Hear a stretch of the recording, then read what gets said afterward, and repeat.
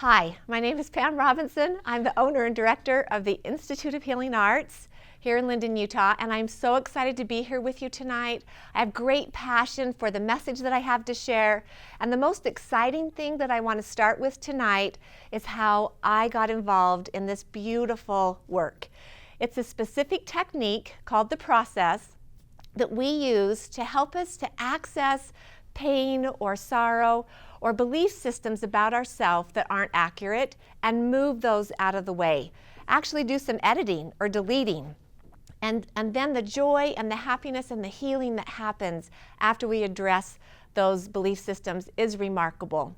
I'm going to start off by telling my story and how I personally got involved in this particular kind of technique and this particular kind of work. So in the mid-1990s, I had just had my fifth baby. I was experiencing some postpartum depression.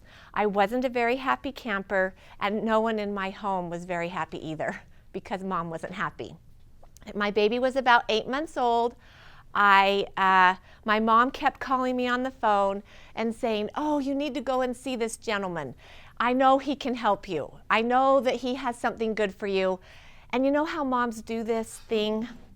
And it makes you feel like you're not doing it right somehow, or that there's something wrong with you, or that she knows better than you do, or that I needed something because I was broken. My mom came across like that a lot when I was little. So this wasn't a very fun conversation with her every other day on the phone. But finally I went to see this gentleman, mostly just to get her off my back. I went very cautious. I went very skeptical. I went very closed-minded. In fact, I was even defensive. I had a chip on my shoulder, and I didn't think that he could do anything for me, and I wasn't very receptive at all. And in all my resistance, because we would call all that resistance, wouldn't we? In all my resistance, he was able to do some muscle testing, which I'm going to talk about tonight, and he pushed on my arm and identified an age where I was blocked emotionally. And he came up with the age 13 months old. Now, in that moment, I didn't really know what to do, and there was kind of some awkwardness in that moment, and I tried really hard not to laugh because I was coming to realize that he wanted me to remember something at 13 months old. I can't even remember where I parked my car in the parking lot, or if I remembered to eat lunch. I don't remember these kinds of things. And yet he wanted me to remember something from so far back that I just didn't think there was any way that I could recall anything from 13 months old. So instead of laughing out loud, he invited me to close my eyes, and within a few seconds, I had an awareness come to me and remembered that I had been in a car accident at 13 months old, and that I'd had 110 stitches put in my face, and that it was at exactly 13 months old. Now, how he knew that at that time, I did not understand.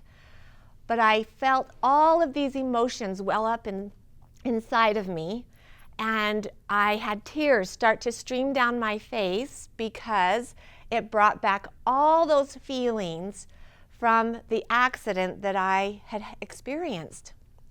I don't remember the details of the accident. I didn't remember that at the time either, but I remembered these heavy, heavy feelings of shame that I had carried around with me for years. And in fact, I started to even remember how I never looked anybody straight in the eye as I was growing up. I hid behind really thick glasses. I was reading all the time and hiding. I didn't want to connect to people. When I became older, I would stand on a certain side of somebody so that they wouldn't see the scars. And if it was a boy that was talking to me, I would just want the earth to open up and swallow me because I didn't want anybody to see me. I was so afraid they were going to see the scars. You see, when I looked in the mirror, that's all I saw were the scars on my face. And I was pretty sure that that's all everybody else was seeing too.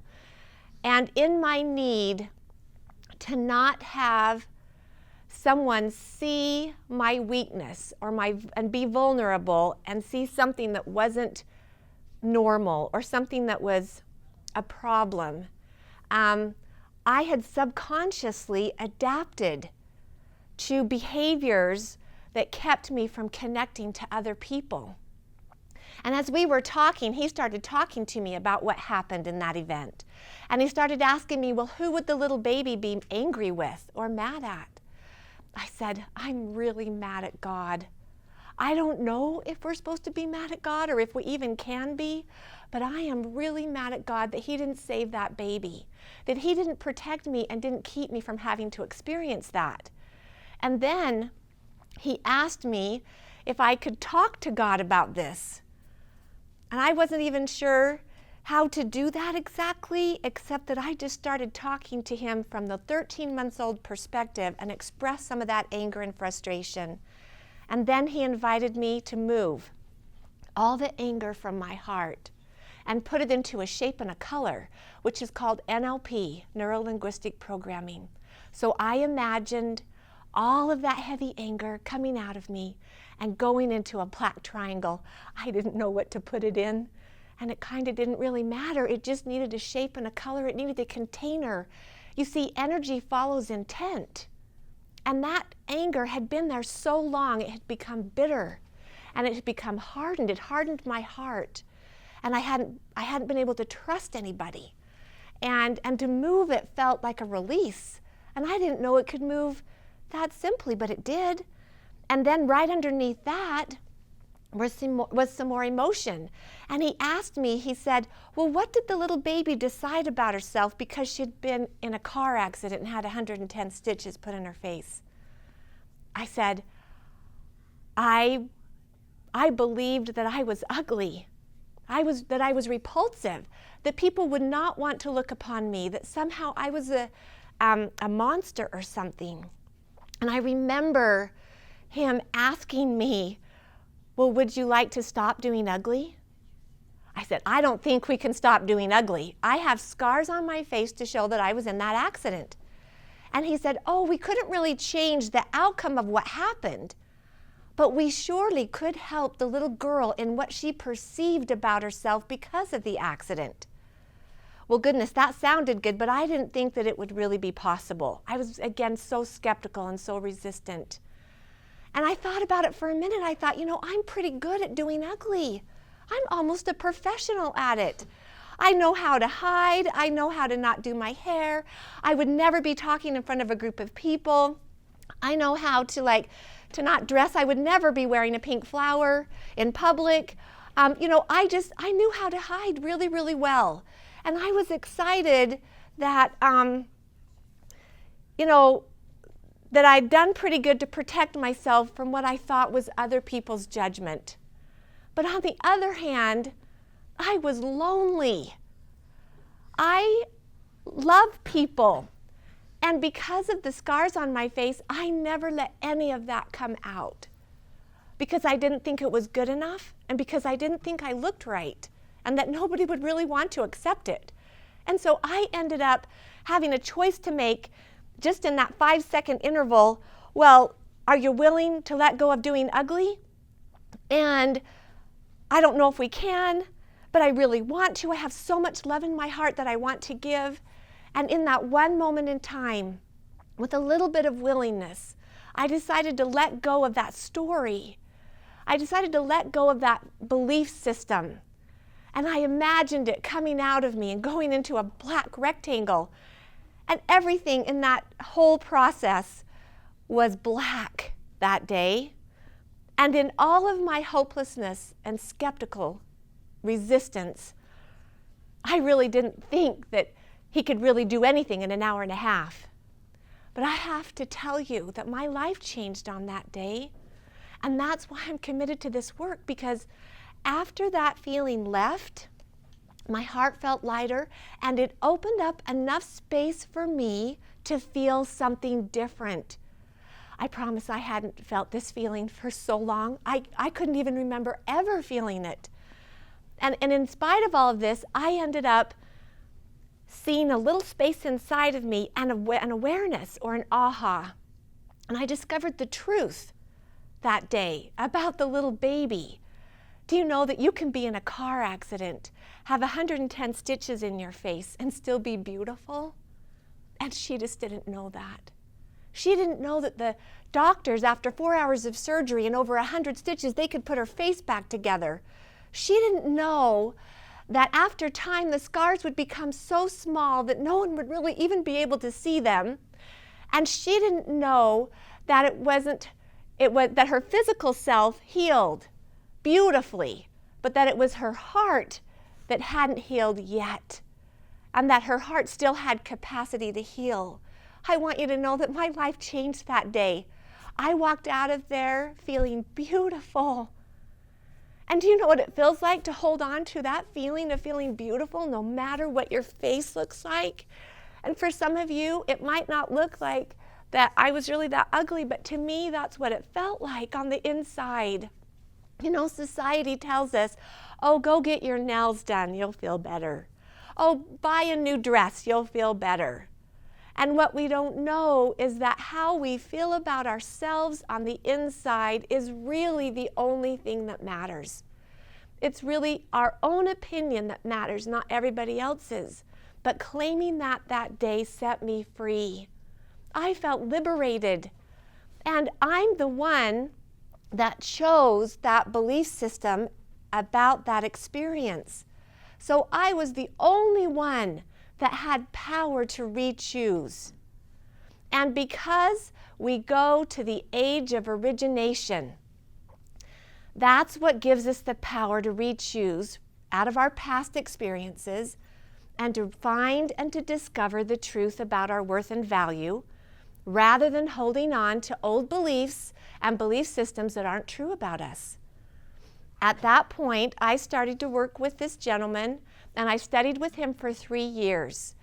And I went to every training he ever had. We studied in the back of banks on weekends, and we studied in people's homes, and I was trying to learn the muscle testing, and I was testing anybody who would let me push on their arm so that I could practice.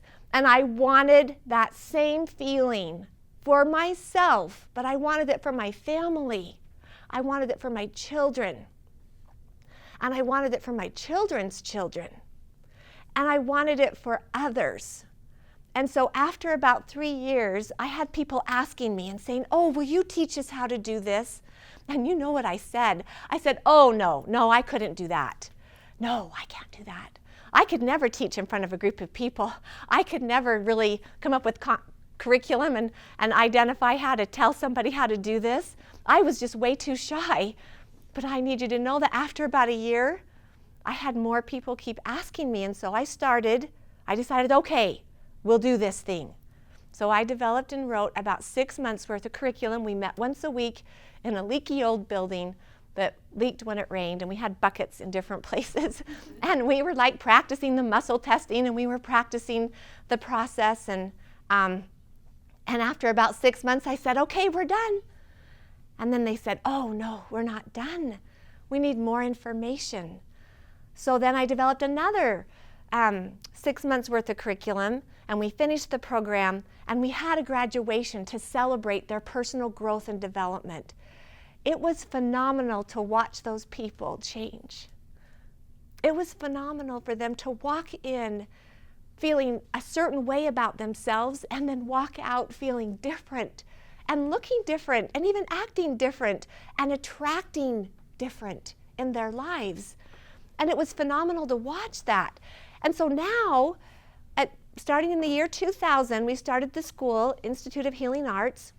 We have a 645-hour certification course where you can come and learn and work on your own issues and practice with other people. And you can either certify as a facilitator, or you can just work on your own stuff and do that track, whichever track you want to do. And I have to tell you that I've been seeing people privately, private clientele, and I've witnessed and I've actually facilitated over 16,000 processes. And I've been researching what the process can do and what it can't do. I know it can't fix everything. I know that it couldn't help my daughter when she was dying from a brain tumor. It helped us handle it. It helped her cope with her pain. It helped her to know that she wasn't being punished, that this was part of her purpose and mission, was to teach our family a different way. And she was willing to go through that on some level so that we could make change. And it couldn't help my autistic daughter so much as far as changing the way that her brain worked and her communication skills. But it's helped her to know how to deal with her feelings. In fact, I just processed her last week, and she's the one that came to me and said, "Mom, I need a process." And so she knows how to get her needs met. You know, in our parenting, we can't save our children from their destiny, their purpose in life, or the ills of this world, but we can offer ways to help them feel better and heal on the inside. And we can teach our children how to get their needs met in better ways than what we've been offering from the generations before us. Now, you have to know that I love my mother. And because of her courage and her commitment to changing our family and to help heal some of the dysfunction in our family, she's led me on this path. And the gift she gave me in that process, I can only, in gratitude, continue to share it with others. That's all I can do. I couldn't keep it to myself and just say, "Oh, this was a gift that was given to me." I want to be able to share it with others so that they can feel empowered and change and heal their own lives and know that we are not our DNA. And just because my daughter had a predisposition for brain tumors in her genetics, that does not mean that's who she was. It's what she experienced. We are not our DNA, although the body and the genetics affect us. But we have power to override those genetic programs, and we have power to do things differently. I have a sister-in-law who is a beautiful, beautiful woman. And in her family, the genetics, they're a lot more prone to being heavier and overweight. But she does not appear that way. She works out, she eats well, and she refuses to have that genetic marker be turned on for her, and she's working to override it, right? So we can override our genetic patterns to a certain degree. We are not our experiences. We are not our stories and what we've experienced as far as our pain and all the victim stuff that's happened to us. We are more than our DNA. We are more than our stories. We are our spirit self.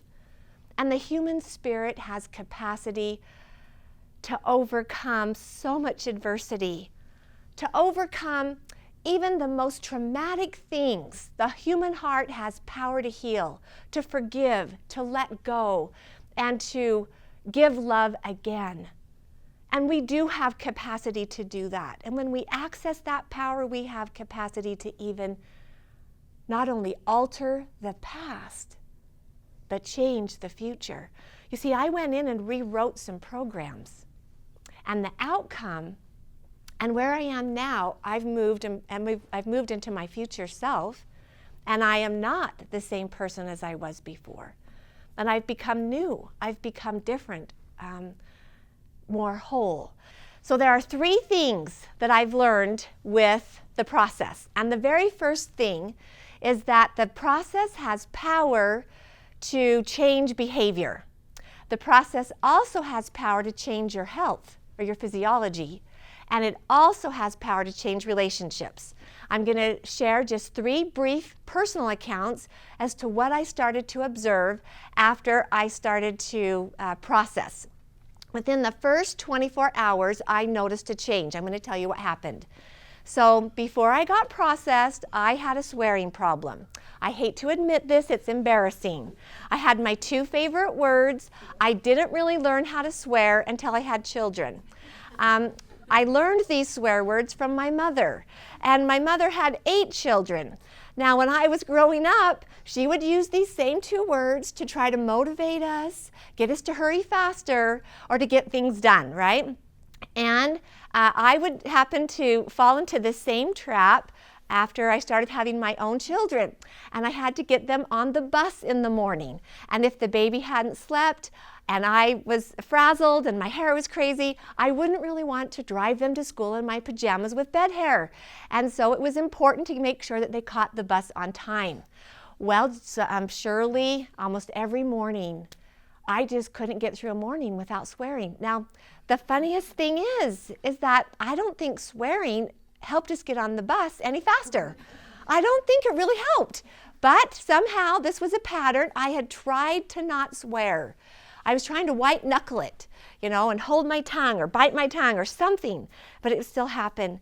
The worst thing is when your 3-year-old starts using the same words and your husband knows it's you, there's a problem.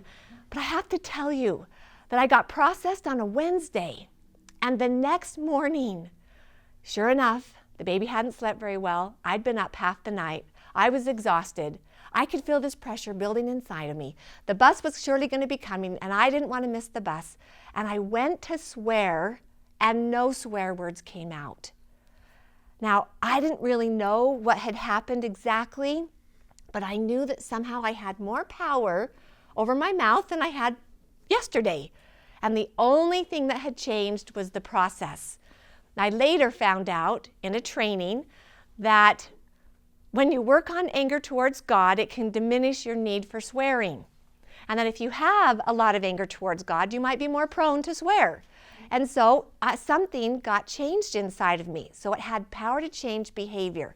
You have to know that that kind of a modality to change internally without any external influences to make me change my behavior is powerful when a modality can help us in that way. So it has power to change behavior. I've noticed lots of different changes in my behaviors.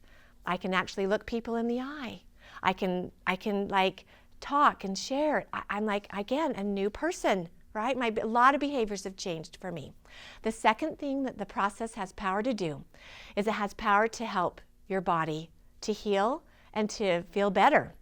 And so, I don't know, my mom was managing pain for me by the time I was 7. I was sleeping on funny pillows. I was going to different chiropractors. I had leg aches, stomach aches, neck aches. I had TMJ. I had really bad headaches up here. I also had shoulder pain and lots of pain. And as I started to continue to process, this pain started to leave, my TMJ left. I don't carry the same pain in my body, the same pain information.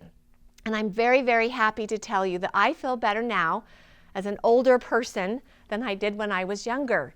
And it had capacity to help all of those places in my body that had been suffering from the accident and from other things as well. And so now I don't carry that. What a relief, what a relief. The body's so amazing. It stores different energies and different emotions. For example, the liver holds on to anger and deep-seated sadness. The thumbs hold on to worry. Your nose holds on to judgment. Your face holds on to shame. So do your wrists and your ankles. Your stomach has to do with trust and being able to digest life. Your kidneys have to do with fear and issues with God. Your small intestine has to do with whether you believe that you can learn from your experiences. The lungs have to do with feeling smothered or abandoned. The thyroid has to do with a belief that it's never my turn. Sometimes I can hear people's organs talking to me because you'll hear the words, "It never gets to be my turn." And I'll say, wow, that thyroid's really out of control here. Or the pituitary gland, where there are some people who really suffer with an underactive pituitary gland, and their language will be, "I've tried all these things and nothing works for me." And they keep picturing ill health. And that's what they keep on getting. That's the master gland. And that particular pituitary gland needs to be reinforced with positive and light and faith. In fact, the issues of the pituitary gland is faith or faithlessness, and experiencing the complete opposite. And so I've learned so much about the body, and it's so amazing. And it's an organized system where it puts different feelings and it encapsulates them until we can deal with them. And then we can bring him out and release him and let him go. And we can feel better after we do that. Isn't that exciting? That's pretty exciting to me. Now, the third thing that I learned is that the process has power to change relationships. And I'm going to quickly tell this story. After a few years, my 14-year-old son, the only boy we had out of 4 girls, he was right in the middle, and he paid me the biggest compliment that a child could pay a parent.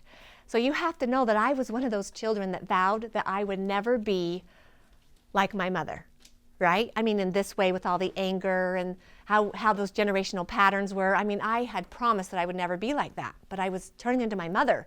And then, but a few years after processing my son, I know I'd been yelling about something. And it doesn't make it so you never yell. But every once in a while it would still come out, right? And so I was yelling. And then my son, he started laughing. And when the mom is yelling, the son should not be laughing, right? So I got mad, even more mad. And I said, "Why are you laughing?" And he said, "Mom, you haven't yelled for so long. I forgot how funny you look when you yell." Now, I could have really tried to be authoritarian in that moment and shut him down, or tried to, but I didn't. I heard what he was saying to me. He said, "Mom, you haven't yelled for so long." And as soon as I heard that, I knew I'd been making progress. I knew that all the work and the energy and the effort to try to work on my own anger so I wouldn't project it onto my most priceless possession, my children, so that they wouldn't have to carry that on in their homes and to their children. He acknowledged that he could tell that I was making a difference. That was beautiful. In our relationship, in that moment, I started laughing with him. We embraced each other and we moved on. And we didn't have to stay in that angry moment. And I had power to do that. I had power to make a U-turn in that emotional freeway, that neural pathway that was so automated. These are called automated systems when you don't seem like you can get off the freeway. I was able to get off the freeway and off of exit 69, make a U-turn and get back on the freeway and of joy and happiness. And I had power to do that. I wasn't trapped in old automated systems that I had been entrained in or that had been modeled to me. Powerful, powerful, powerful. Freedom is truly a gift, and it is truly what we are seeking, to not be controlled by our past. And I want freedom. And I have been inviting others to participate in the most beautiful, powerful self-discovery, and finding that freedom for themselves and being able to experience that liberation. So as I move forward, I appreciate everybody listening to me with that. And I just want you to know that the process has power, and it has power to help us to know how to handle certain traumas in our life or certain experiences or certain heavy feelings, and we don't have to stay victimized to our heavy feelings. You know, at the school we teach that all feelings are good, even the heavy ones. And we say that they're just indicators. It's like the check engine lights going on. And instead of us reacting and saying, "Oh my goodness, I'm waking up on the wrong side of the bed today," and we judge ourselves and say, "Oh, I'm bad and wrong for doing that," we actually can do something about it, go in, internally fix the issue, and get the check engine light to turn off. And there's so many beautiful things about emotions. All emotions are good. None of them are bad. Some of them carry different vibrations or calibrations, and I'm going to explain a little bit about that. David Hawkins, who wrote a book, let's see, what was it called? Power versus Force. In his book, he identified that emotions vibrate at different frequencies. So shame calibrates at 20. On a scale from 0 to 1,000, it calibrates at 20. It's the lowest vibrating emotion that we experience. Guilt calibrates at 30. Apathy calibrates at 50. And a vibration or a calibration is like a wave. So shame is a slow moving wave, and it's heavy. Guilt doesn't move very much faster. And then apathy calibrates at 50. Sadness calibrates at 75. Fear calibrates at 100. Anger calibrates at 150. And pride calibrates at 175. And courage calibrates at 200. And willingness calibrates at 310. And love calibrates at 500. And joy calibrates at 540. Gratitude calibrates at 770. And enlightenment and truth calibrate at 1000. So really, we live in a spectrum of light. Emotions operate on a spectrum of light. We have heavier vibrating emotions and we have higher vibrating emotions.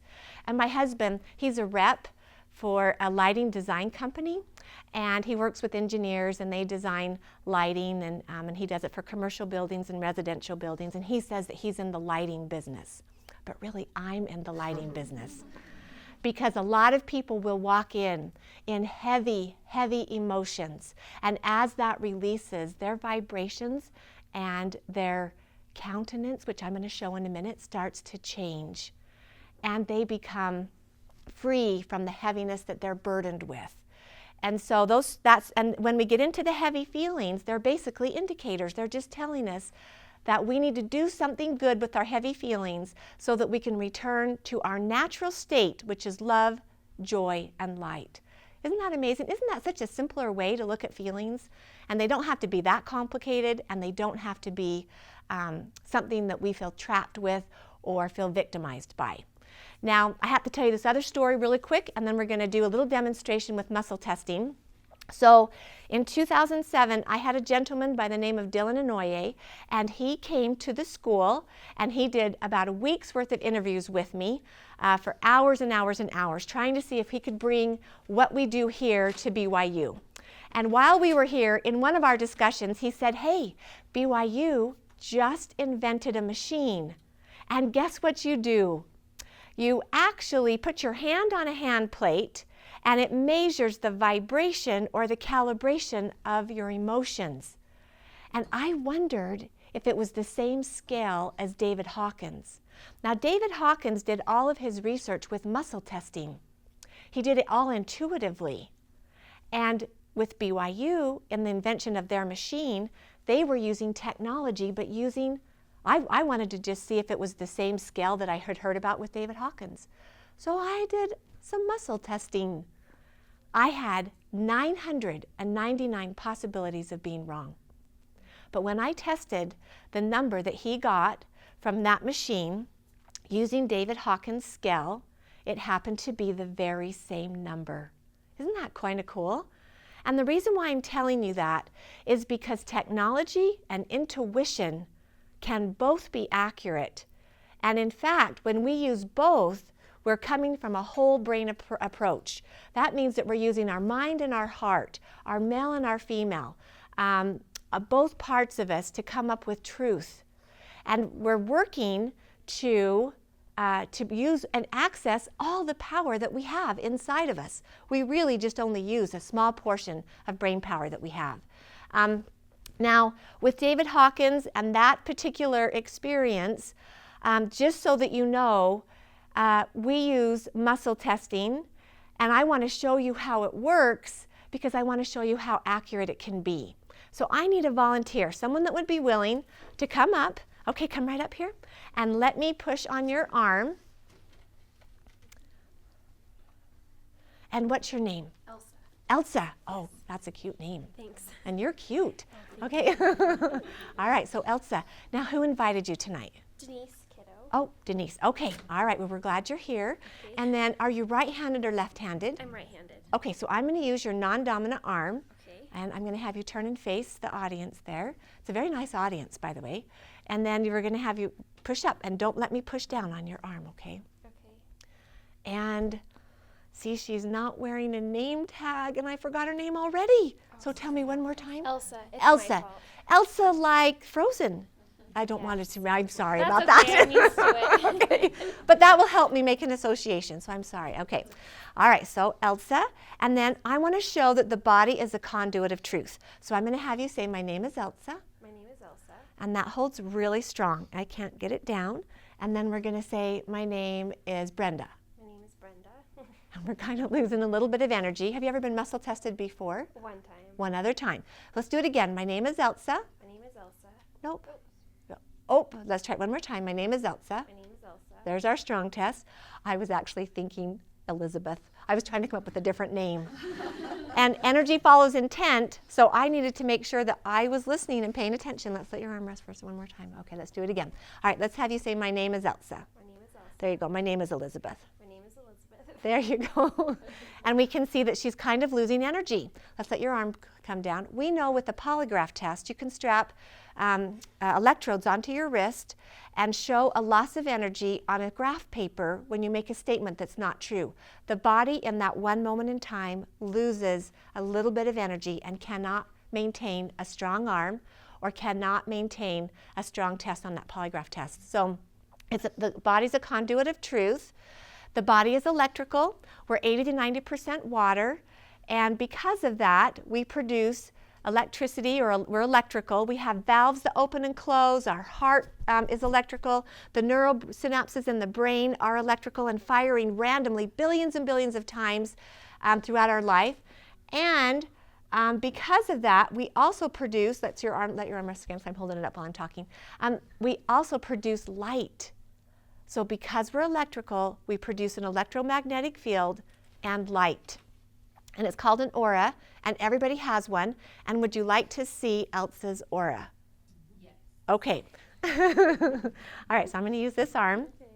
All right, so now she's just going to be looking straight ahead. My intent is to have her, to measure how much light she's projecting. And look, her arm's holding strong, and it goes to about right there. Here's strong, here is weak. Here is strong, here is weak. I'm going to do it just for a minute so everybody can see. That's how much light she's projecting. She has a really beautiful aura. And that's how much light that she's allowing to come forward. Now, this electromagnetic field either attracts or repels certain people, experiences, and different things that match our inner belief system, both positive and negative. And her energy field actually extends out 5 feet this way, 5 feet above her, 5 feet behind her, in front of her, and below her. So her body is actually inside of an electromagnetic field. Now, some people can see that. We call this the subtle energy fields. But all of this is still part of her. It's her personal space, isn't it? And it's an important part of her. Let's let your arm rest. Now, in this electromagnetic field, her body's inside of it. She's actually bigger than life, actually, and bigger than this energy field. But this energy field here is very, very real. And it holds on to different congestion because of trauma when it can't get released, which causes us to have pain and physical problems. I'm wanting you to start to see. Some of you probably can see.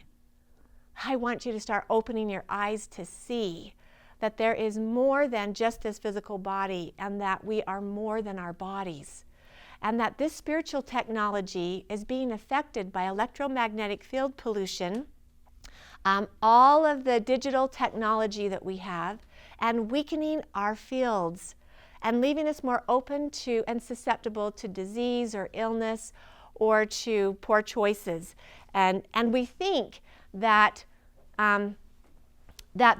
that nobody can really see what we're involved in or what we're participating in, but it actually leaves an imprint in the energy field. All of our thoughts and our behaviors are recorded in the body.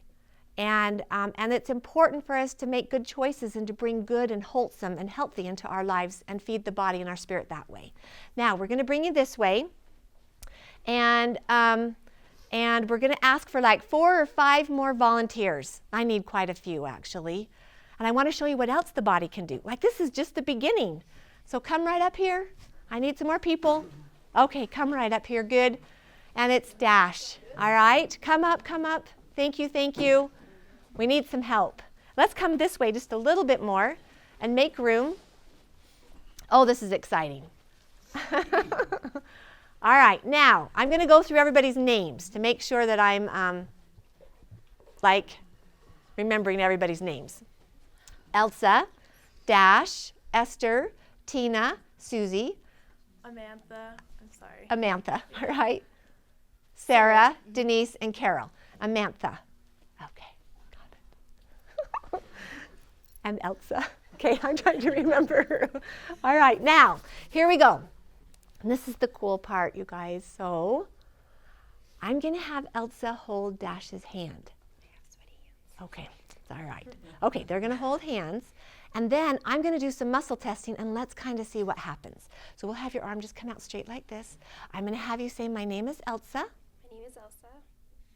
Ooh, let's try that one more time. My name is Elsa. My name is Elsa. It's kind of not holding very strong. Say, my name is Dash. My name is Dash. And it holds strong. That's weird. I know. I know. So what do you think is happening? Let's do it one more time. My name is Elsa. My name is Elsa. It's not doing good. I'm trying. And then my name is Dash. My name is Dash. And that holds strong, and I can't get it to go down. Okay. So what do we think is happening right here? A transfer. That's right. Her energy field is now no longer just contained to her, but connected to another energy field. And that's kind of cool. Let's hold hands all the way down, all the way to Carol. All right, let's see what happens. I've seen this done with 30 people. Do you know, I go to Arizona and I travel around to different places.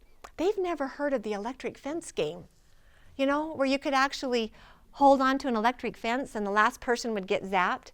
Now, Carol, I'm not going to do that tonight. Or I've seen a little machine, I don't know what it's called, a little thinger. It's like an electrical current, and they just touch the end of the finger, and then it just passes through her and goes all the way to somebody else, and they get a little zap, but nobody else feels anything, right? So we're electrical, and we have the capacity to carry an electrical current, and let's see what happens here. Okay, so say, my name is Elsa. My name is Elsa. Not happening. My name is Dash. My name is Dash. No, my name is Esther. My name is Esther. No, my name is Tina.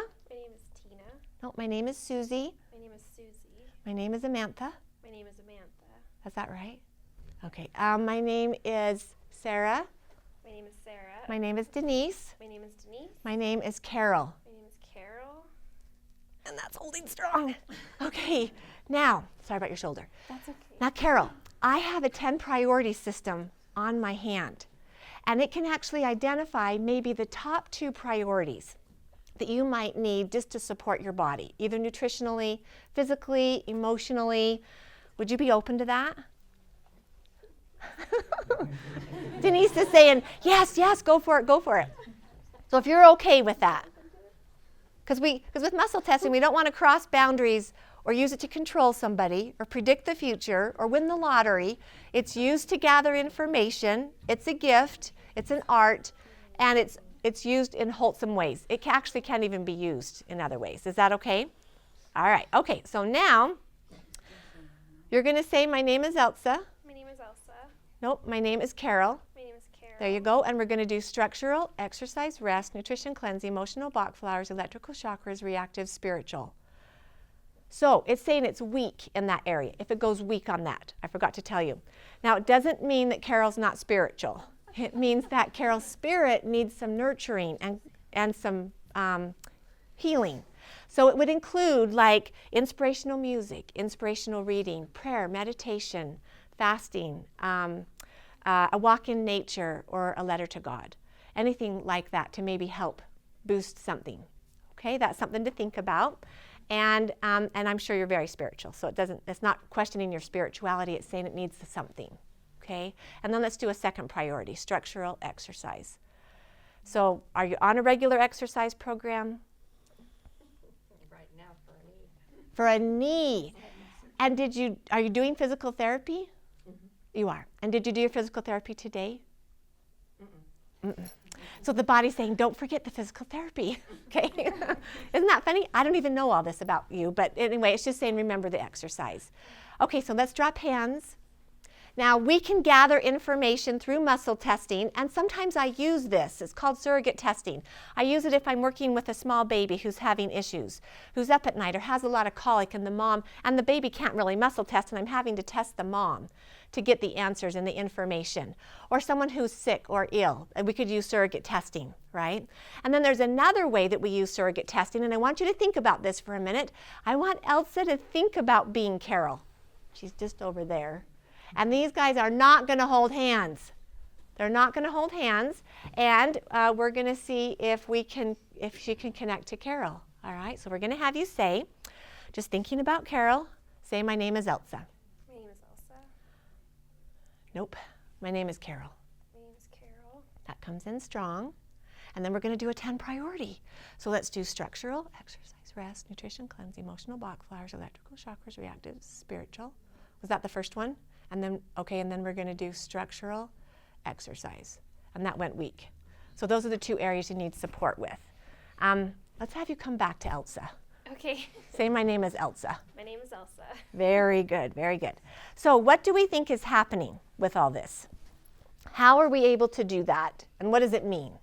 So now they're not physically touching, but by thought, she's connecting to Carol. Any ideas about this?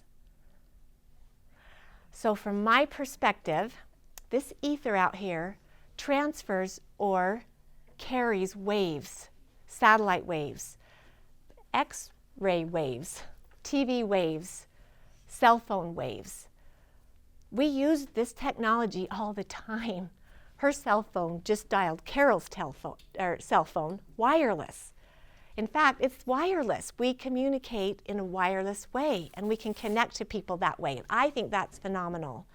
And it's exciting because I think if we have capacity to develop the technology, we already can do it.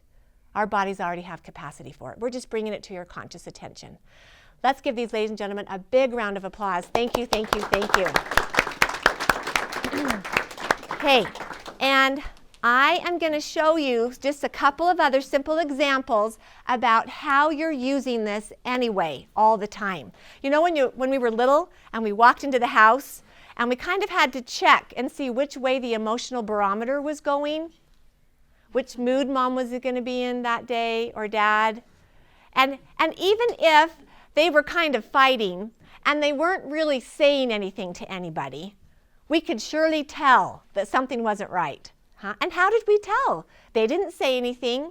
We weren't touching them. They didn't really reveal it, but we could tell. You could walk into the room and know that something wasn't okay. We're using our emotional guidance system and emotional intelligence. In fact, you were using emotional intelligence and your emotional guidance system when you first walked in the door. For some of you, this is your very first time. And you walked in, you had to, within seconds, billions of information is processing through your brain.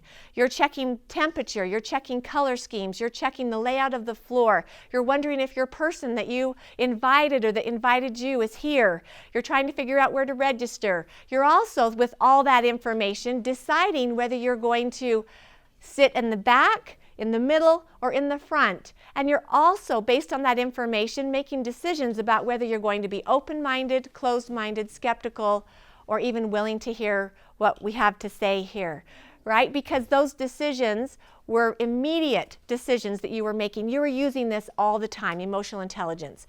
By the way, you're all emotionally intelligent. Some of you are better or more developed at it than others. But emotional intelligence is not the kind of intelligence that you have to stay stagnant with or stay at your whole life. You have capacity to increase your ability to read emotion and to read other people's emotions. So those are 2 ways that you're using wireless technology right now, and just bringing that to your attention. Now, does anybody have any questions so far about what we've presented? Okay, you're still with me? All right, we're having fun. On this next part, what I'd like to do is to show a little bit about what the process is and give somebody an example, or have somebody be the example or the teacher for us tonight, so that we can learn about the process and what it can do. So anyone Volunteer. I'm going to ask a couple questions like, is there something that you would like to work on in particular? And let me just show you, there's two approaches with processing. One, you can come from a list perspective. For example, maybe you want to work on finances, relationships, self-esteem, relationships with children, marriage, schooling, career, anything that you wanted to. Or you can ask the body what the body feels like would be the most important issue for you to work on. And you can go either way. Probably the body. So we just ask the body what it wants to work on under these circumstances. Okay, now there's a perception and a belief that I operate from that the body's intelligent and that it actually has the information and the answers to solutions for itself to help itself to heal. And that if we can access that information, we can help the body get its needs met. And that's a really powerful approach to this. Let's see. And then I'm going to use your arm. I'm assuming you're right-handed. I am. Yes. So I'm going to use her non-dominant arm. I'm going to ask how old you are. Okay. And how old are you? 33. 33. Okay, looking good at 33. Now, we're going to, this is my keyboard, and here is my screen, and I'm going to enter 33, and I'm asking the body the most important age for us to go to, for her to address an issue from the past that could help her in present time in this setting. So the body can take all that into consideration, and I will say 33 or less, 30 or less, and it's saying yes, yes, it's less, 20 or less, 10 or less, 5 or less, 4 or less, 3 or less, 2. 2 goes weak. It's like playing hot and cold, so it's not 2. And then I'm going to come back up to 3. So at 3 years old, we're going to go to age 3. And I'm hoping you can remember something at age 3. You will. Okay, I've never seen it not work. Then, I've still got to do a couple of other tests. And so now age 3 is scrolling on the screen, and all of the experiences and the food she ate that year, and because food's information and all the people that she met and everything that she experienced is all scrolling.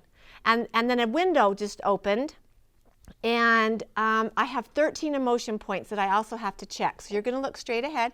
If they go weak, it means that we need to talk about it. So fear, that went weak. This is age 3. Frustration, overwhelmment, confusion, suppressed anger, self-image, try to push up, envy, jealousy, resentment, control, need for approval, judgment, guilt, shame, sadness, despair, out of control, and burden.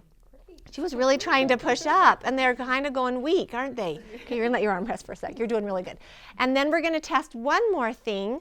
So again, I have my keyboard and my screen, and one of the windows just opened with 13 emotion points. This is how I do quality control, and so I can make sure that we're on the right track. And then we have mom and dad and who's involved, and I'm just going to test that. So mom's involved, that's a strong yes. And dad's involved, that's a strong yes. And that's pretty normal, and for a 3-year-old. And then somebody else is involved, not so much. Okay, so we just did 25% of the process. We just gathered information. That's what we do with the muscle testing. It's amazing how laser and how accurate the muscle testing can be to help us to know, out of all of these experiences in this great big ball of yarn and all of these belief systems, the muscle testing helps us to know which string to pull on first and how to unravel all this. The body already knows. It's so intelligent and so smart. And if we can learn to work with it, it can give us information and answers so that we can heal on the inside. Okay, now what we're going to do is step up here, and we'll kind of make ourselves comfortable. I'm here? Yeah. Yep, you're right there. Okay. I'm going to be right here. And this is so the people in the back can see, and hopefully you can hear us, okay? And our intent is to work with the little 3-year-old. Okay. Of all the ages that she's lived, the 3-year-old raised her hand the highest and is yelling the loudest and saying that she needs our help today. So my intent is to support that little 3-year-old, okay? And then On this next part, we're going to have you close your eyes. Okay. And this is so you don't have to read all of everything that's going on in the room. And this is not hypnosis, by the way, except that we do go to an alpha state, which is as far as you go when you watch TV. And for some of us, that's really far, like for my husband and others. But you're going to be able to remember everything. You'll be able to hear everything in the room. And so we're not going to go too far, all right? And I noticed that she's taken a couple of clearing breaths, and that's good. And she's her brain's working right now, trying to figure out what was going on at age 3. And I'm just going to offer some reassurance that there are 2 parts of us, Jordy. Mm-hmm. There is a part of us that has short-term memory called the binary processor. It processes zeros and ones, and it can hold up to 7 bits of information. It's short-term memory. It's designed and connected to our consciousness, and it's fear-oriented. Our ego is connected to that, and it's designed to keep us safe. So I really want to honor that part of you being in this kind of a situation and offering some reassurance that it's not my intent to create or generate any more pain. All right? And then there's another part of us that's called long-term memory, and it's connected to our heart, and it remembers every person and every place and every food we've ever eaten. And the answers that we're looking for are in the long-term memory. And that's the part of us that holds the information and the patterns, the emotional patterns that we're looking for, and those belief systems. And so I'm going to ask a few questions. You're going to do your very best to respond. If you don't know the answer, just say, I don't know. There's really no right or wrong answer. Okay? Mm-hmm. So I'm going to ask, what number child are you in your family? 2. 2, or second, out of how many? 5. Out of 5. Okay. And is the oldest a boy or a girl? Girl. A girl. And is the sibling just after you a boy or a girl? Boy. A boy. Okay, so there's your 2 sisters and then a brother. And how old were you when this brother was born? 2.5. 2.5. Okay.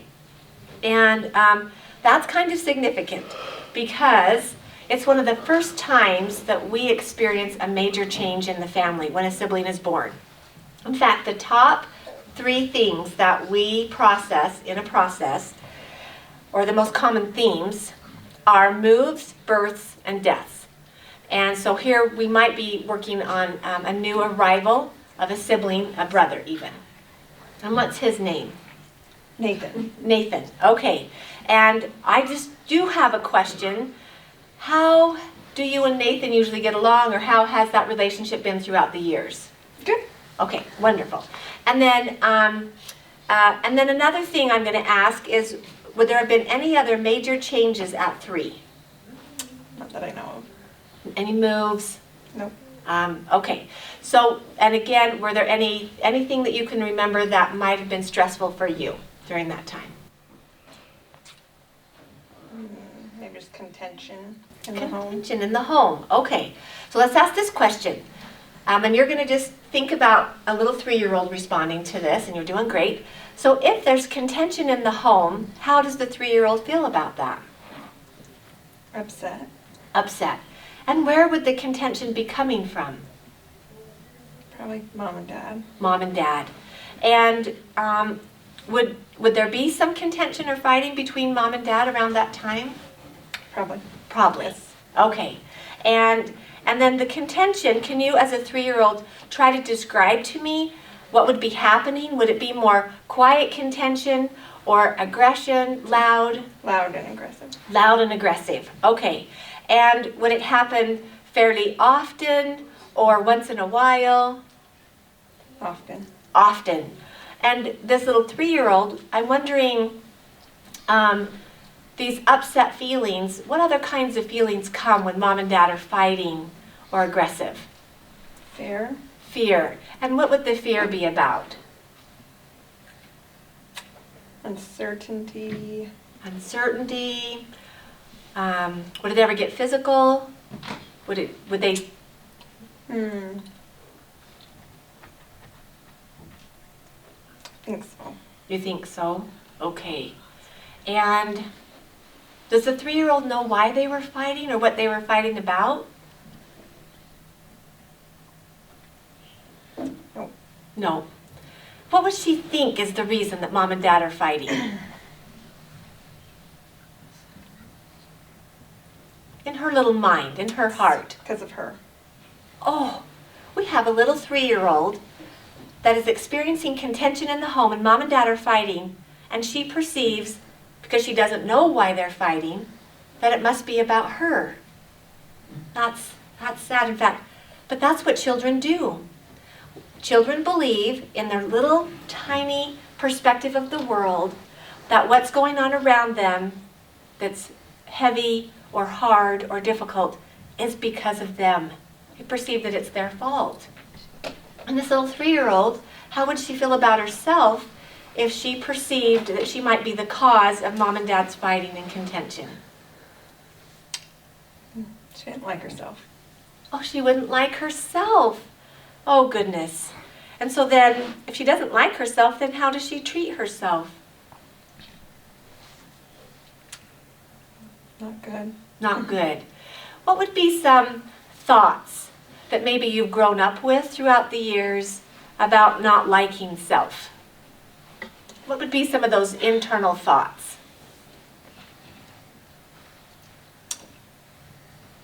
Not good enough. Not good enough. A problem. I'm a problem. Just best to stay out of the way. Best to stay out of the way. All right. And, you know, when a child perceives that either they've caused a problem, that's guilt, or that they are the problem, that's shame. That's some deep-seated shame that's inside. I'd like the little girl to imagine, and have the adult, you help her, imagine all that shame coming out of you that's attached to some of those negative belief systems or those negative thought patterns. And let's move that into a shape and a color. And what shape and color would that be? Purple. Purple. Okay. And the purple, we need a container. If all the thoughts of feeling bad about ourselves could go into some kind of a container, what could it go into?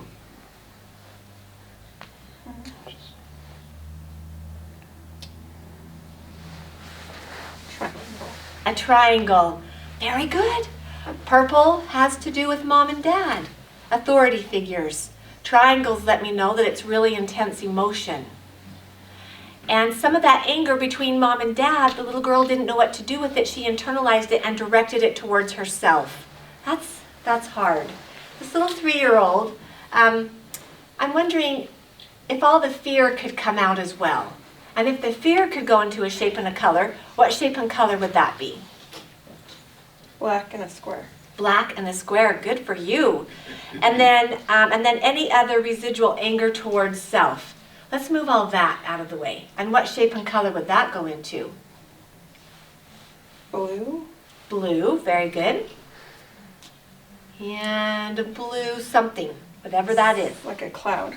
It works, a blue cloud. So purple triangle, black square, blue cloud, is that right? Mm-hmm. This becomes our program. This becomes, because the subconscious works in shapes, symbols, and colors.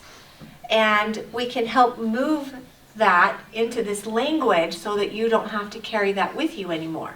That's very good. And isn't it amazing? It's even voice activated. We say move, and it moves. And that's like a way cool thing about the body. We don't even know we have this power to do this. Okay, so you still with me? Yep. You're doing good. Now, I'm going to do some surrogate testing, because I'm going to check those emotion points and identify if we've moved some of the fear and the shame. So I'm testing fear, frustration, overwhelming confusion, suppressed anger. Anger goes weak.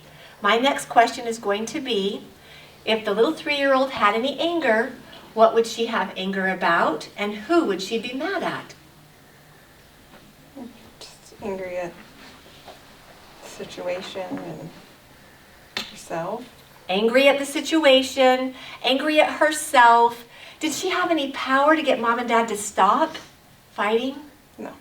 Not much power of influence when we're 3. And I'm wondering if she would have anger towards both mom and dad, or to just dad or to just mom? What do you think about that time? Both. Both. All right. So here's what we're going to do with the memories that have been stored about mom and dad fighting at age 3. We're going to give her an opportunity to disrupt those memories. We're going to imagine that Jordy has superhuman powers, and we're going to encourage her to work through 1, 2, 3, 4, 5, 6, 7, 8 scenes of anger to interrupt mom and dad fighting and the memory of that in her mind and in her head, right? So in the first scene, what would the 3-year-old do if she had superhuman powers and could interrupt mom and dad's fighting and get them to stop and be quiet? What would she do? Get them to shut up. Get them to shut up. So I don't know if she'd be yelling. I don't know if she'd be throwing water on them. If she'd stand on the table, if she'd burn the house down. She could use bombs, earthquakes, the sound of broken glass, red paint. What would she do? Just use her mind to do it. She would use her mind. And what would her mind be doing to get the mom and dad to quit yelling? Just tell them to be at peace and take a minute, step back, and be quiet. Just be at peace. Take a minute, step back. Why don't you tell them what's happening inside of you when they're fighting? Why don't you use your words? What else would you say to them? It hurts my heart when you guys do this. It hurts my heart when you do this. What else is happening to that 3-year-old? Just wanting to protect her siblings. She's wanting to protect her siblings. The oldest sister and even the younger brother, so that they wouldn't have to experience it. And this little 3-year-old, how would she be trying to protect her siblings? What would she be doing? Just shelter them. Try to shelter them. Try to get them out of the way. Try to make sure they don't get too loud so it doesn't set off mom and dad. Try to keep the peace. Try to keep the peace. Wow, Jordy, did you work really hard at doing that in your family? Still do. You still do that. You're the mediator. You're the one that's like making sure that everybody's okay so they don't set off mom and dad's fighting. That's like so heavy for a 3-year-old. And we're telling, I want you to imagine all this heaviness of trying to keep the peace for the whole family, protecting the siblings. Pull that out of you, put it into a shape and a color. In scene 1, we're going to move this into a shape and a color. What shape and color would that go into?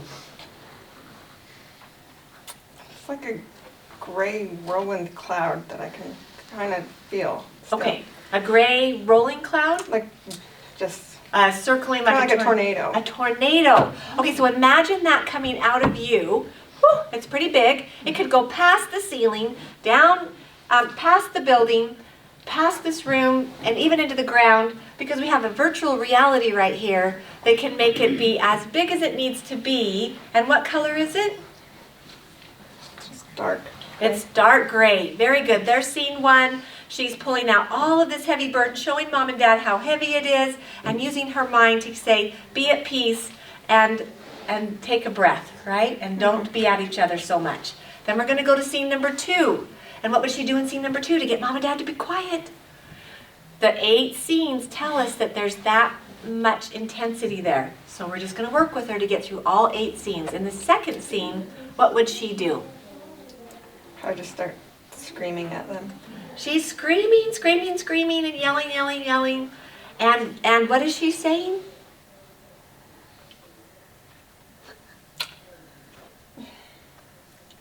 Stop it, I love you. Stop it. I love you. And when they're fighting with each other, does it feel like we can love them or that they love each other? Feels like I can love them, but not that they can love each other. Okay. Stop it. I love you. And when you're this mean to each other, then what happens to Jordy's heart? It hurts. It hurts. One of the scariest things is noticing and recognizing that parents have the capacity to hurt each other to that degree.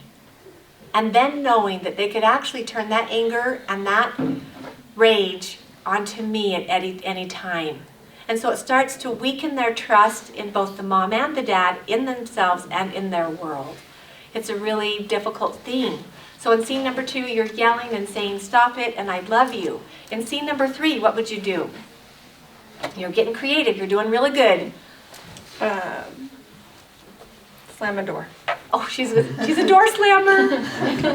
I am a door slammer too. And that's a good one. Just slam that door a couple of times. Not even just once, but like just a lot of times. That's the best.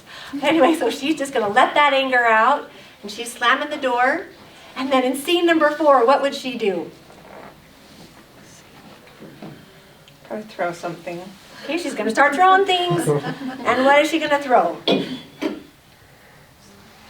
Pitcher. A picture. And is it a picture of anything significant or just The family. a family picture? She's going to throw a family picture. All right. Very good. And then in scene number, are we on 5? Scene number 5? That was 4.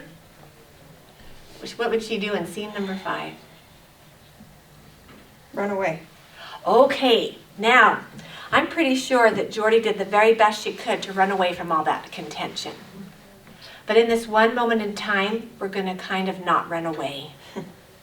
We're going to because that can be an expression of anger, but disconnection and becoming invisible and hiding only keeps it suppressed inside of us. It's a very passive way of dealing with anger. We're going to actually have you kind of come the other direction. Is that okay?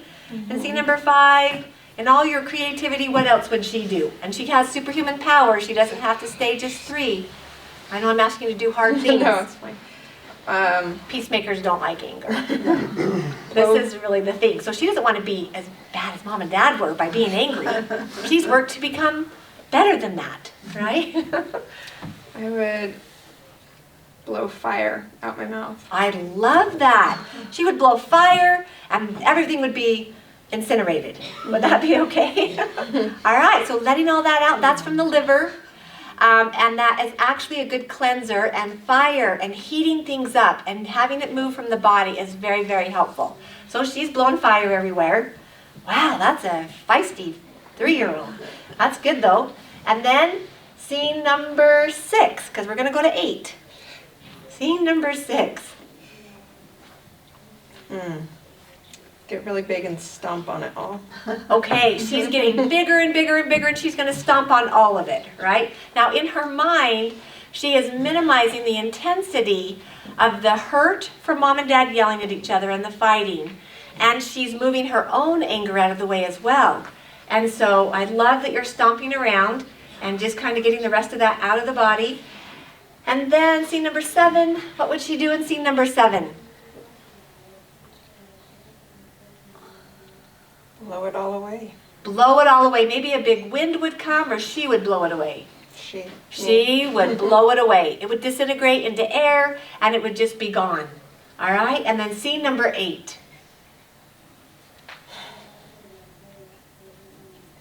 Has to be destroying it, or can I not put it back together yet? Not quite yet. I know you want to, and we will. But she's just saying, you know, when I'm doing the muscle testing, she's saying that I am so mad that there's at least 8 different scenes. That tells me there's kind of some intensity there. Bringing a lot of water. A lot of water. To wash it. To wash it away. Okay. All right. Thank you. So we'll use a lot of water. That's actually a lot of emotion. And we all have an ocean inside of us. Emotion and ocean, that's a lot of water energy. That's the kidneys, by the way. And so we're just going to kind of release that. And that's wonderful. And then the 8-year-old, I'm just wondering, what's it like for you to try to hold all this anger inside of you? What's the payoff for working so hard to not be mad like Mom and Dad and to try to hold on to the peace in the family? What's the payoff for that? No one else gets hurt. Okay, trying to, again, protecting others, no one else gets hurt. But then what does it cost you when you have to protect everybody and try to keep the peace? What happens to Jordy? Fall to pieces. Fall to pieces. In fact, I want to just acknowledge that 3-year-old. I think she was so brave through those times when Mom and Dad were fighting. But I'd love for you to look around the house and see if you can find that little 3-year-old. You see, she raised her hand, the very, very highest, and is yelling the loudest, trying to get our attention, and we just need to see where she is. I know that she was trying to be brave and protect everybody else, but somewhere way down deep inside, or somewhere in the home, is Jordy falling to pieces. And so where would that little 3-year-old be? She was in the closet. Oh, she's in the closet.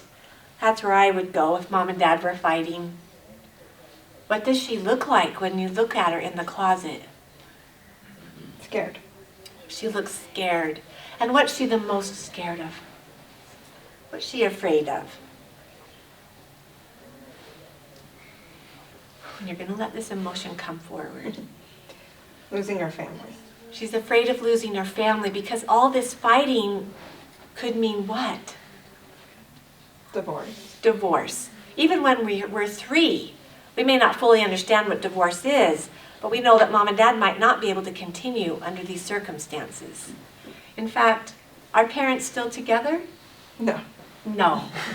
Did they end up getting divorced? Yes. How old were you when they got divorced? 7. You were 7. But by the time we were 3, things were serious. Yes. Is that right? And pretty scary. Yes. How does the 3-year-old feel towards the dad? Scared for him. Scared for him, for sure. And his choices. And his choices. By the time you're 3, is he making some different choices? Starting to. He's starting to. And so you're scared for Dad because maybe we can tell he's not as connected to the family or something like that. I don't know if you know what's going on. Not at that time. And then what about with Mom? How are we feeling about Mom when we're 3? Kind of mad. Kind of mad. And your mom's a student, and I'm sure she can handle. She's okay to be mad, Pam. She's probably going to be able to handle you getting a little mad here. Is that okay? Because I would like to address this if we could. Yeah. So if the little 3-year-old could talk to the mom about what you were mad about in that, what would you say to Mom? Just should have protected us, I guess. Should have protected us. And then, and made it what? So that we didn't have to hear you guys fighting? Or protected you in different ways? Yeah, just thought our needs should come first. Our needs should come first. And Mom and Dad shouldn't be so focused on themselves and the fighting. Mm-hmm. Okay. And then because when you're focused on each other and you're fighting, then how I start to feel about myself is scared and what else? Didn't like myself. And then self-rejection is what I'm hearing. Mm-hmm. Okay. And then so if you guys can't like each other, then how am I going to know how to like myself? How am I going to know how to love myself? If you don't love each other, how am I going to know how to love me? And I think there's a lot of confusion with this. And I'm going to have you move that into a shape and a color. And what shape and color would that be? A white circle. A white circle, very good. White lets me know that Jordy has to do everything she can to pretend like everything's okay even when it's not. So right behind the white circle, I need you to move all the self-hate, anger towards self, thinking it's my fault, blaming self, and being over-responsible for what was happening. Move all that into a shape and a color next to that white circle, and what shape and color would that be? Green. Green, good. And? You're doing remarkable, by the way. I don't know how to like a mountain. A green mountain. I love it. Green has to do with the heart, has to do with relationships, and it has to do with where a lot of pain gets stored. And I appreciate your being the child that held all that for the family's sake, in hopes that it would make things better. I would like to propose, though, that in all of your efforts, it didn't make Dad make different choices. And Mom was just doing the best she could with what she had. And we want the little 3-year-old to know that we do validate your sacrifice and your efforts, but we want her to know that she doesn't have to keep doing it anymore. Would that be okay? Yeah. Because what does it cost her? Makes me just fall apart. It makes me fall apart. When I'm trying to carry everybody else's stuff, it makes me fall apart. That's what I'm hearing. And it's kind of, and so it costs you feeling whole. It costs you your own peace. It costs you what else? My health. Your health. Okay. And in what kind of ways does it cost you your health? It manifests all different ways. In all different ways. Can you give me an idea of how it's manifesting? My stomach. Stomach, because this is where we'd be holding a lot of this. What else My vision. And your vision. Okay. And can I just ask what's happening with your eyes? Yeah, I lost some sight. You lost some sight. Just in the natural occurrence of the body? Just lately? No, when I was a kid. When you were a kid. Okay. And so we lost our capacity to see because of all the contention and I don't know if that's a genetic thing or an emotional thing. I'm going to say that maybe it's both. And what is it that the little girl didn't want to see when you were growing up? And what is it that we couldn't digest? Others' pain. Other people's pain. Wow. So that tells me that we still have probably, because you can feel the heaviness with that when we say that. So I'm going to ask you to move any other heaviness that you might have been holding on to that doesn't belong to you, that you didn't want to see. I need you to move that out of you and have it go into a shape and a color. And what shape and color would that be?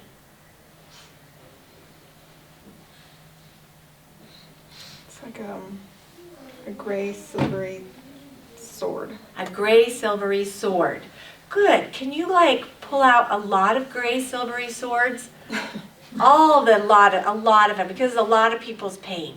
Silvery swords, silvery swords, silvery swords. Those are all just coming out of you, coming out of you. Very good, very good. And those are words. Swords have to do with truth, and those are a lot of hurtful words. So we're just going to move all that. Is that okay? Yeah. And then as all that moves, any other tightness in your tummy, I need you to move that. And what could that go into? And you're doing great. We're cleaning house. We're definitely letting go of some stuff. Just a rectangle. A rectangle in what color? This doesn't have much color. Not much color. There it is out there. And then my greatest sadness. When I'm 3 years old, I don't have power to get mom and dad to stop fighting. Things aren't going well between the two of them. I'm afraid I'm going to lose my family. I'm trying to protect my other siblings. I'm trying to hold all this for the family in hopes that it would help. And it's not really helping. And my greatest sadness in all this as a little 3-year-old would be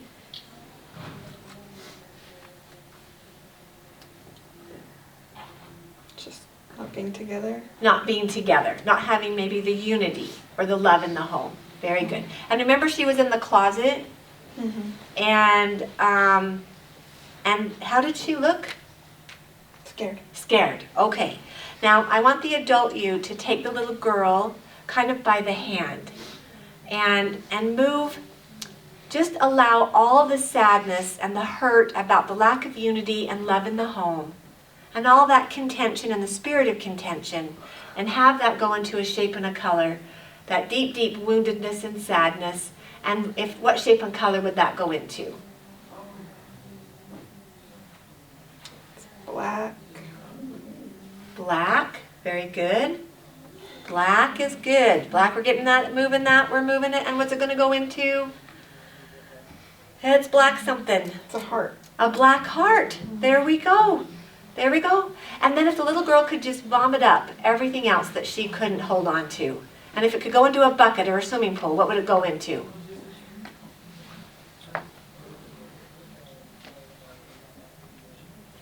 An orange. An orange. Something. What? Cylinder. An orange cylinder. Good for you. That has to do with the small intestine. It has to do with not being able to digest life or learn from these experiences. I don't know what I don't know how to make sense of all this. So we're just moving all of that. Is that okay?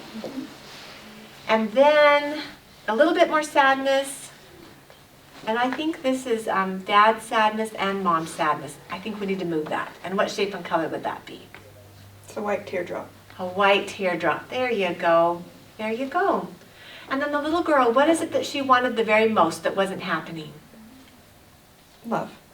She wanted love. And did she know how to get love? No. No, she just thought that if she could keep the peace and keep everybody not yelling at each other, that maybe there could be love. Is that a possibility? Mm-hmm. And so then the belief that we're working on is love equals peace. And that's a very, it sounds like it's a great belief. However, that means that the only time we can have love is if there's peace. And we're trying to help the 3-year-old know that even though mom and dad got mad at each other, and there was a lot of anger, and it wasn't always peaceful, that maybe the little 3-year-old could still have some love. Is that a possibility? Yep. Now, 2 and 3-year-olds, they make decisions that if anybody gets mad, that there can never be any more love. Because they're black and white thinkers. That's what they think is their reality. But we're going to try and help that little 3-year-old understand that it might be a possibility, if even if everything's not perfect, and maybe mom and dad do get mad at each other, that maybe there could be love. Have you ever, and maybe you know that intellectually, but the heart isn't caught up, right? Mm-hmm. So let's just imagine any other confusion about love and trying to make everything be just the way it needs to be so there could be no upset, so there could be love. That's too much pressure on that 3-year-old. I don't think we can make life like that. We've all tried. I know we've all tried. And it just doesn't work. So let's just pull out all that confusion, put that into a shape and a color. What shape and color would that be? It's gray and kind of like a fiery shape. Gray and kind of a fiery shape. There you go. We have a lot of shapes out here. And that is good. 8 videos and a lot of shapes. And we are doing some house cleaning. And you're doing great. Thanks. Like we're just doing some laundry. And now what we're going to do is we're going to say a clearing. Okay. And we have the little girl. And you're kind of close to her, aren't you? Mm-hmm. And I don't know, do you think that if she was able to let go of all this, that maybe she would be able to come out of the closet? Yes. Okay, so take her in your arms and just hold her close. And she's a darling 3-year-old. And we're just here to help her to know that she's not the cause of mom and dad's fighting. And that with all of her efforts in trying to keep the peace and protect the siblings and hold all that negativity, that maybe it's not her job to do that. And that maybe there can still be love even if mom and dad are mean to each other and fighting sometimes. Is that okay? Mm-hmm. Now we're just considering this as a possibility, but we're going to say our clearing, and we're going to have you repeat a few words after me. This is a way to do some scripting or to reprogram some stuff. So we're going to say, I clear. I clear. The family patterns and traditions. The family patterns and traditions. Of contention. Of contention. Anger. Anger. Frustration. Frustration. Feeling powerless. Feeling powerless. To get mom and dad to stop fighting. To get mom and dad to stop fighting. I clear all the fear. I clear all the fear. Panic and terror. Panic and terror. I clear anxiety. I clear anxiety. The need to make everything perfect. The need to make everything perfect. Or peaceful. Or peaceful. In order to feel safe. In order to feel safe. And in order to feel loved. In order to feel loved. I clear all the chaos and confusion. I clear all the chaos and confusion. I clear not being able to trust mom and dad's love for me. I clear not being able to trust mom and dad's love for me. Because I couldn't see that they could love each other. Because I couldn't see that they could love each other. I clear over responsibility. I clear over responsibility. Thinking that their fighting is my fault. Thinking that their fighting is my fault. I clear feeling the need to protect brothers and sisters, or brother and sister. I clear The need to protect. to protect Siblings. siblings. And I clear not feeling safe to connect to myself. I clear not feeling safe to connect to myself. Oh, there's a couple more. I clear the need to run. I clear the need to run. I clear the need to hide. I clear the need to hide. I clear the need to disconnect. I clear the need to disconnect. I clear the need to be invisible.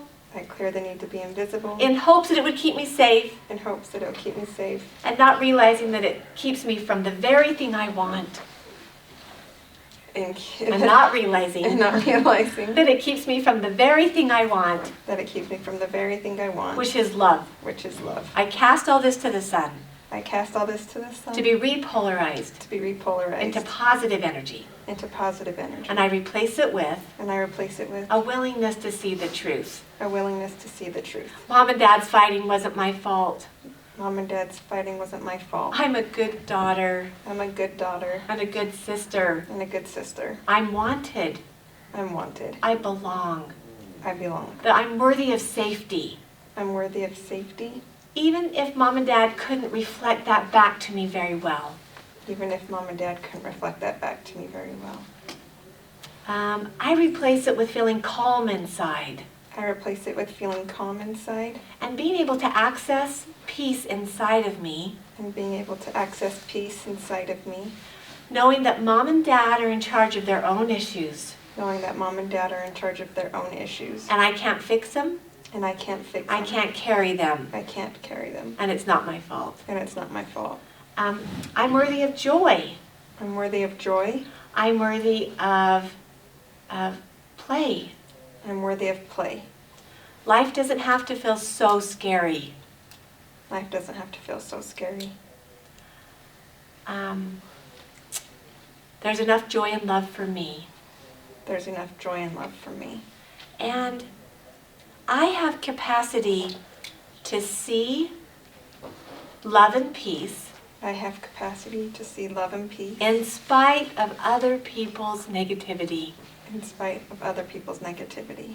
Other people's negativity Other people's negativity doesn't have power to ruin my peace doesn't have power to ruin my peace or my ability to see myself. or my ability to see myself. Now we're just going to, with our eyes still closed, we're just going to say, how are you feeling right at this point? Tired. Okay, and we did a lot of work. This is like an emotional workout, seriously. And what else do we feel? A little lighter. A little lighter. That's what I was looking for, just a little lighter. And we are, how's the little 3-year-old at this point? She's good. She's good. And we're going to bring in a higher power. Would that be okay? Of course. I wouldn't really know what to do with all these shapes and colors. I don't think the 3-year-old still wants to hold on to them. And I do believe in a higher power that has the capacity to know what to do with all that. So who could you bring in as a higher power for you? Jesus. Jesus. And in all of his white light, he's going to absorb up all the shapes and colors, all the 8 videos, all the emotional toxicity that we don't want to hold on to anymore. And we're going to imagine him absorbing all that up in the most beautiful white light until it completely disappears, till every single thing dissipates. And as all that leaves, something's going to be given back. A rainbow. A rainbow. She knew something was coming. She could see it. A rainbow. And this rainbow, how does she feel with this rainbow? Loved. Loved. And do you know that with the rainbow, that opens up her capacity to see all the colors in the rainbow. Rainbows are so symbolic of connecting the mind and the heart, and really symbolic of abundance and peace. So now, what's the truth about the little 3-year-old? She was perfect the way she was. She was perfect the way she was. Oh my goodness, she doesn't have to do anything or be anything different than who she already is. And what does that 3-year-old want from the adult Jordy? What does she want from you? How does she want you to feel about her? To feel about her. To know she's okay. Oh, she wants to know that she's okay. Is that right? She wants to let me know she's okay. Oh, she wants to let the adult you know that she's okay. Because if the adult you knows that she's okay, then how will Jordy feel about herself? At peace. At peace. I want you to know that trying to manage everybody else's negativity, thinking it's going to bring us peace, is an illusion. And that it does not bring us peace. And that there's an internal kind of peace that we can access that has power over all of that contention and that negativity.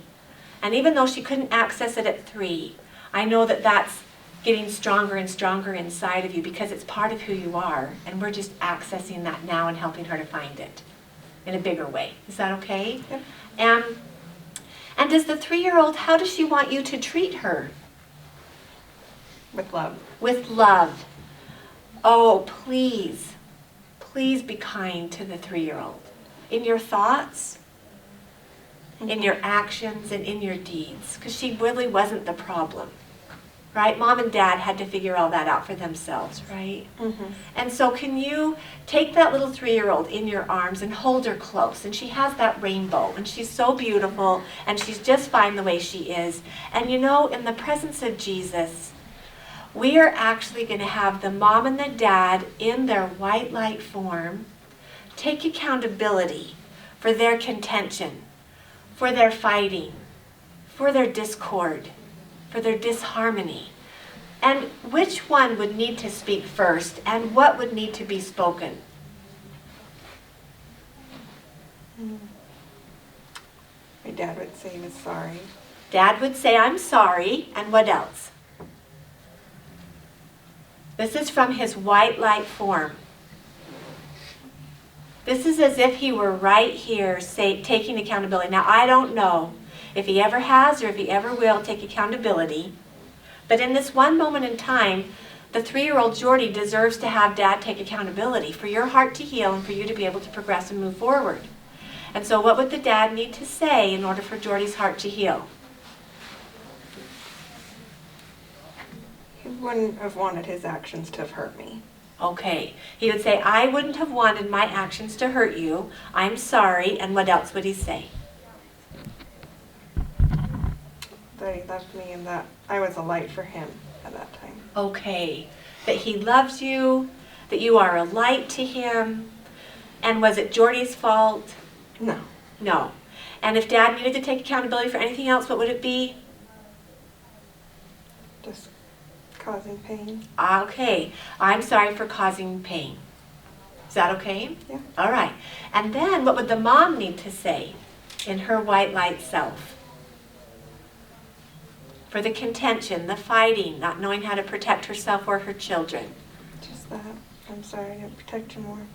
I'm sorry I didn't protect you more. And how does the mom feel about the little girl? She loved her the way she is too. She loves her the way she is too. Because moms do this thing. Moms do love the children exactly the way the kids are. And so does the dad.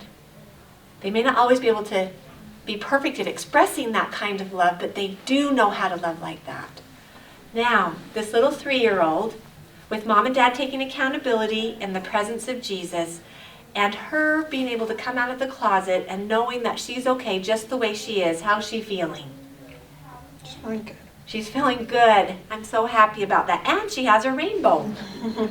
And that rainbow will never be taken from her, and it will be with her always and forever. And the little girl will be able to maybe let some of that stress leave her body and be able to come to a place of peace that she didn't know was there as strong as it could be. Okay? So then, now the adult you is going to take the 3-year-old in your arms, give her a great big hug, and what would you say to that 3-year-old?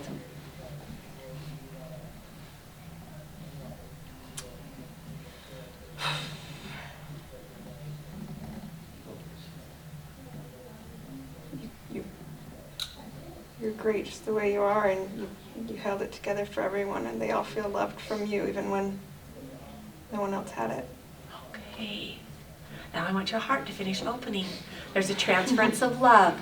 I need you to know that we did all that work so that that 3-year-old could feel the transference of love from mom, from dad, and from herself.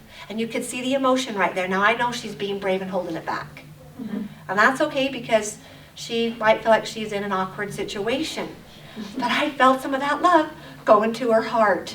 And that little bit of transference of love happened. And if you could just say that for me one more time, what was that? Just that she held all this together for the family and that they felt your love for them. Yeah. Okay, and we appreciate that little 3-year-old being brave for your family and being brave tonight and being our teacher tonight.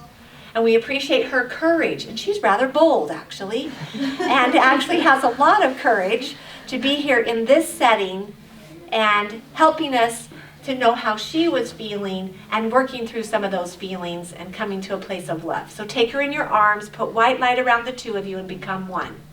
Having her mature with you all the way to present time, letting everything integrate exactly the way that it needs to with the rainbow, and feeling at peace and more whole and complete, and knowing that we were able to silence a lot of that anger and rage from that time so that she could find her own space and herself. That's awesome. Have her mature with you all the way to 33, letting everything integrate. And then when you get ready, feeling whole and complete, then you can open your eyes. They're all still here. Nobody left yet. And I could feel their support and love for you. Thank you. And that little 3-year-old. And you know, I think we've all experienced contention or a fight between a mother and a father. We've all experienced what it feels like to feel unsafe or insecure or not protected and wondering how to handle those kinds of situations. And we know that the 3-year-old did the best she could with what she had and that she tried to help even the whole family because of her love for the family. You have a lot of love for your family. Yes. All right, so now what we're going to do, are you dizzy at all? I was. You were. Okay.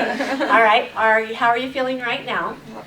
Sweaty. Okay. We just did a lymph release, basically, and sometimes when we're working, we sweat, and then and that would be good. And then, but do you think you can stand? Yeah. Okay. So we're going to stand down here, and we're actually going to do a little bit more muscle testing. Okay.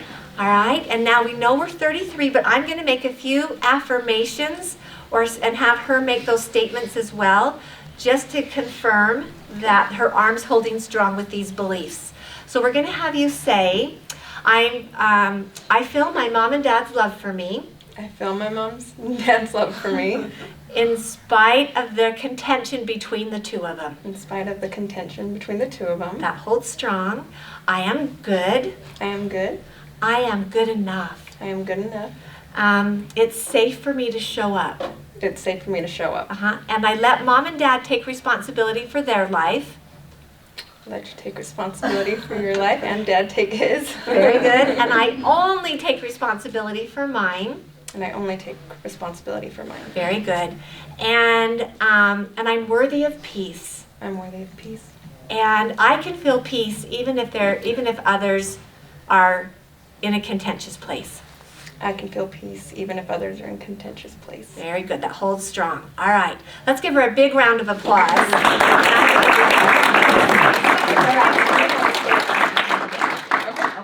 All right. So I'm just wondering if some of you would like to see what happened to her aura. So I'm giving you an opportunity to kind of remember how she stood and what her light was like around her before we did the process. And then, does anybody see any difference or notice anything different about her? Does anybody see anything? I have a few people nodding their head yes. So let's do a test with her light. So we are past, present, and future all at the same time, and the body can give us a reading as to where she was an hour and a half ago before we started the process. So I am going to have you look straight ahead, and we're going to move this way, and I'm going to measure just how much light. Right there is strong. Right here is strong. Right here is weak. Right here is strong. Right here is weak. So we can kind of see that she has a beautiful aura, and it was already really bright. But then after the process, now in present time, an hour and a half later, after doing all the work that she did, let's just see how far her light is going. And both our arms are shaking because I am pushing really hard. Wow. Okay, so right here is strong. Right here is weak. Right here is strong. Right here is weak. Isn't that phenomenal? She let go of a lot of stuff. Let's give her another big round of applause.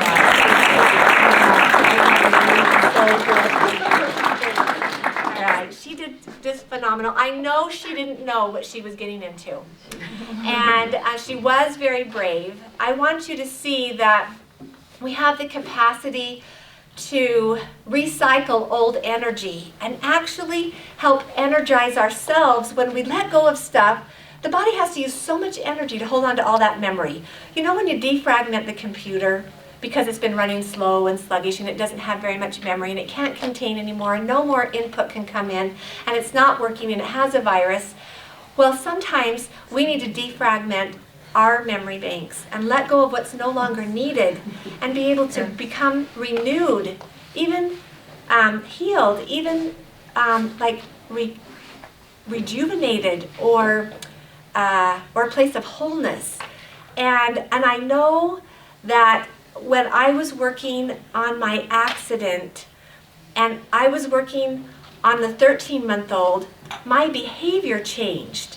And I started to act more mature. Instead of responding to everything as a 13-month-old, I started to respond from a more adult space.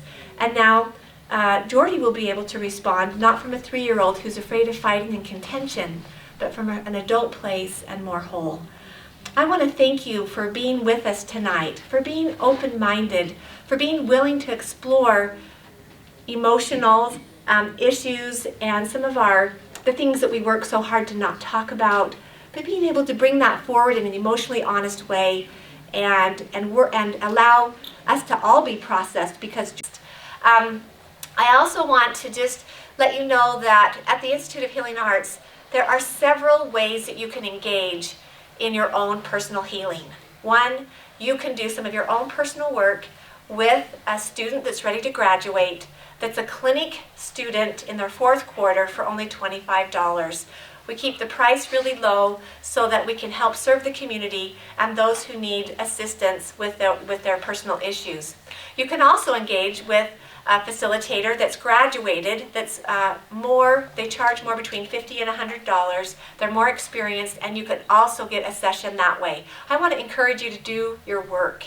We call this the deep work.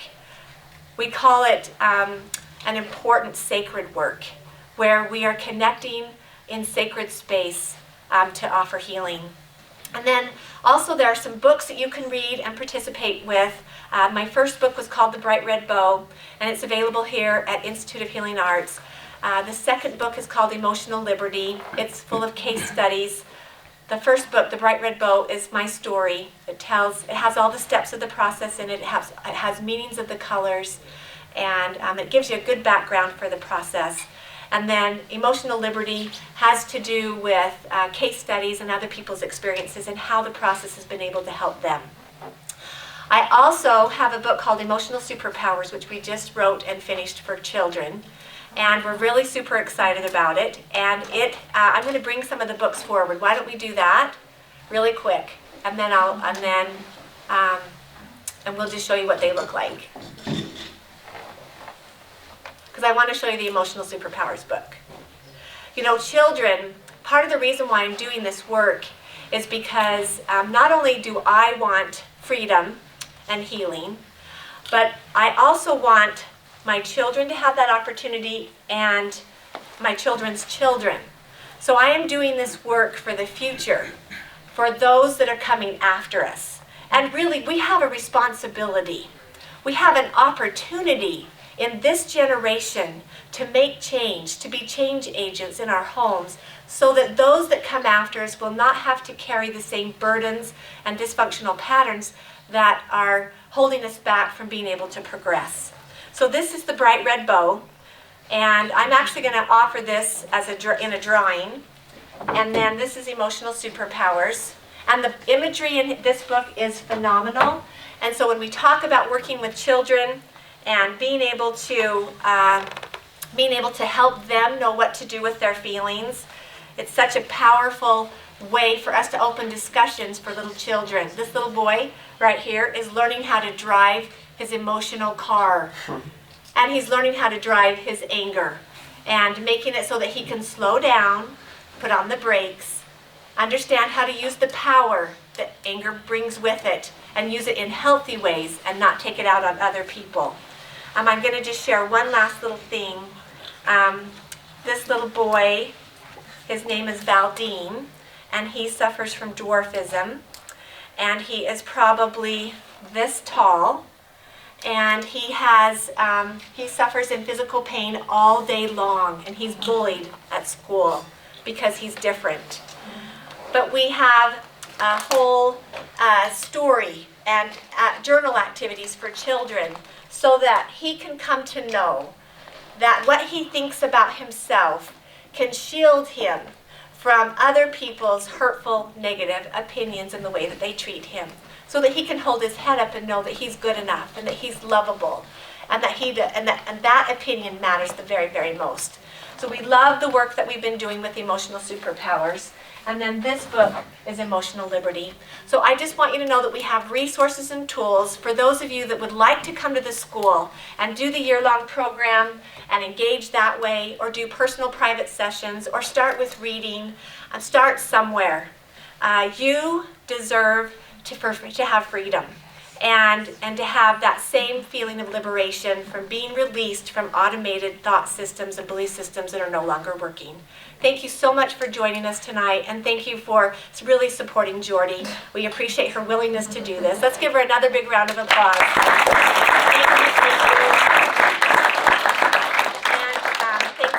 And we're just grateful that we get to share this with so many people.